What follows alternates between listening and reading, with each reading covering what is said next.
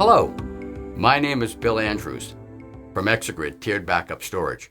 Today we're going to talk about the impact on restores if your backup data is deduplicated.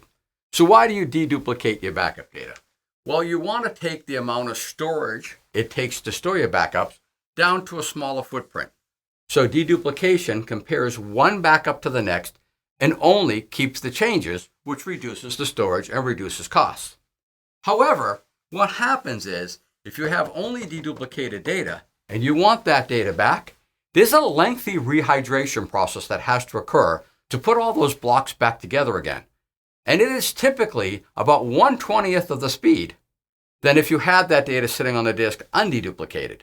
In fact, it can take up to about an hour to bring back a file, or a VM I should say, bring back a VM that is deduplicated. So what do you do instead is to say, what I really want is a disk cache up front where I write to, and I keep backup jobs in their complete undeduplicated form.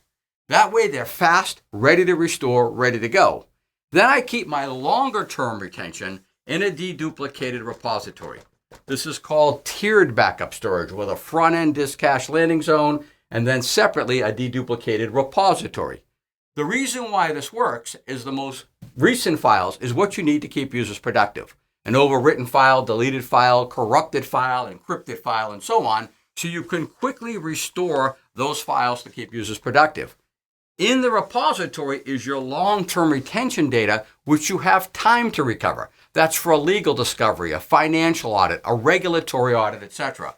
So as a result of this, you get the best of both worlds of fast restores to keep users productive, but also low-cost, long-term, deduplicated repository storage.